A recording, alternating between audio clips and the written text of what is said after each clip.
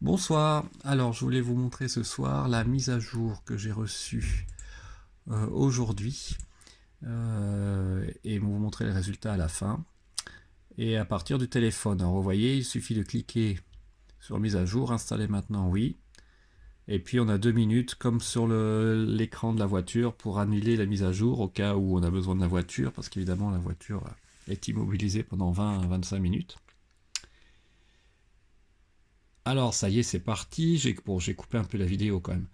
Après, vous voyez, mise à jour 2019 36.2.4 à 10%. Donc bon, il faut, c'est ça, à peu près 20 à 25 minutes pour mettre la voiture à jour.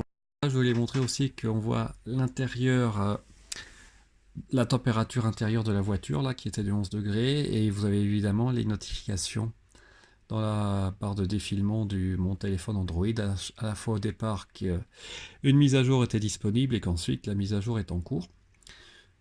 Donc voilà, il n'y a plus qu'à attendre. Là, j'ai coupé, on passe ensuite au redémarrage, et vous allez voir que lors du redémarrage de la voiture du système, évidemment, à un certain moment, on perd la connexion avec le téléphone.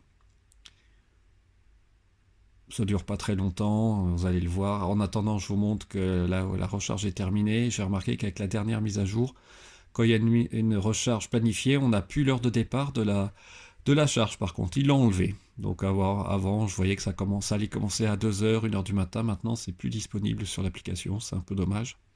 Ça y est, on a l'erreur de connexion au véhicule.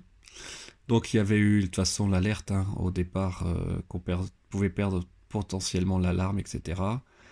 Redémarrage. Là, ça y est, la voiture s'est reconnectée. Alors c'est marrant d'ailleurs parce que je suis en Bluetooth, je suis au premier étage chez moi et la voiture est au sous-sol et j'arrive à rester connecté en Bluetooth. Donc le signal est quand même assez sensible du côté de la voiture. Et voilà, clé sur téléphone connectée, recharge terminée, j'ai plus cette mise à jour. Donc on va voir qu'est-ce qui se passe au niveau de la voiture. Et là vous voyez, mise à jour terminée dans les notifications du téléphone. Et donc, ce que vous attendez, c'est est-ce qu'il y a des fonctionnalités nouvelles? Eh bien non. Aucune, malheureusement. Mais c'est normal, c'est juste une mise à jour transitoire. Et là, je voulais vous montrer, en attendant, d'une part, quand on regarde dans l'application la position de la voiture, on a aussi notre propre position qui apparaît. Je pense que ça, c'est par rapport au Smart Summon qui est actif aux États-Unis, qui permet de faire le lien entre la localisation de la voiture et votre propre localisation. Et je voulais finir par un petit quiz. Quand je suis dans les bouchons, ça m'arrive. Donc là, je suis même pas en autopilot là, mais ça me le fait aussi en autopilot. J'ai juste le régulateur. Des fois, j'ai frein serré qui se met avec parfois quand la voiture devant repart rapidement, les freins se desserrent tout seuls et je repars.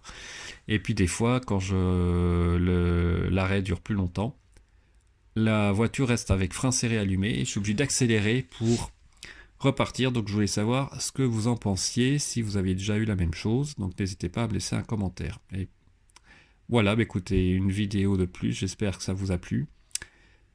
Et je vous souhaite une bonne soirée et à bientôt. Au revoir.